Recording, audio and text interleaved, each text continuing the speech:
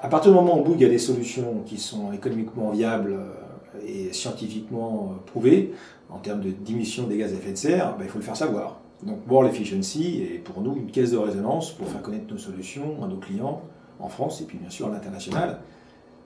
Ça sert à ça en fait pour nous, enfin, c'est l'objectif de notre partenariat avec World Efficiency, c'est de faire connaître nos solutions.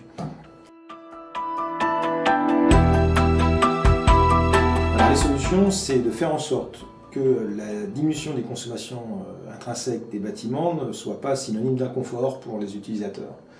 Et ça sur l'ensemble du cycle de vie des ouvrages, c'est-à-dire de la conception, l'utilisation des matériaux biosourcés, des matériaux à faible émission de gaz à effet de serre au moment de leur fabrication, la construction en tant que telle, la consommation post-construction, donc très peu de consommation, parce que ces bâtiments-là sont passifs ou extrêmement bien isolés lorsqu'on fera de la rénovation. Et puis ensuite l'accompagnement dans l'usage, donc les contrats de performance, l'accompagnement de l'utilisateur, pour que tout au long du cycle de vie du bâtiment, eh bien, l'utilisateur soit informé de ses consommations pour rester dans les seuils optimum de consommation qui auront été préalablement calculés au moment de la conception. Je pense qu'on est à l'aune d'une révolution sur les solutions que nous allons proposer à nos clients en matière de technologie bas carbone et d'usage bas carbone, grâce au numérique.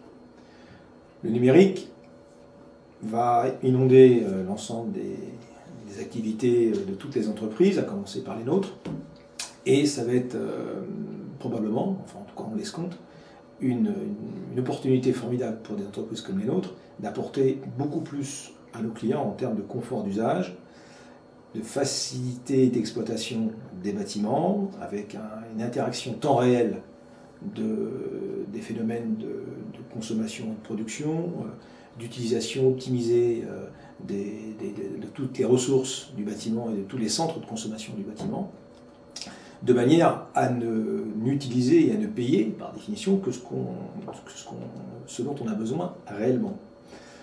Donc, le bâtiment connecté, ça va être ça. La lumière s'éteint quand on quitte la pièce, tout ça c'est des choses qui existent déjà, mais des systèmes aussi d'alerte, en cas de dysfonctionnement, du coaching, des systèmes de comparaison donc entre les différents modes de consommation d'un bâtiment à l'autre pour pouvoir en tirer des enseignements sur les usages et proposer à nos clients les meilleurs comportements à adopter pour toujours moins consommer avec toujours plus de confort d'usage. Ça aujourd'hui ces technologies sont naissantes, les bâtiments connectés il y en a peu, mais ça va arriver à une vitesse phénoménale. Une entreprise comme Bouygues est en train de tisser des partenariats avec des grandes et aussi des toutes petites entreprises pour proposer à nos clients les meilleures solutions possibles pour les accompagner post-construction dans une utilisation optimale de leur ouvrage pour aller vers toujours moins de consommation et toujours plus de confort.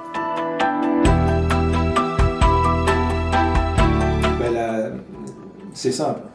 Aujourd'hui, si c'est pas rentable, c'est pas durable.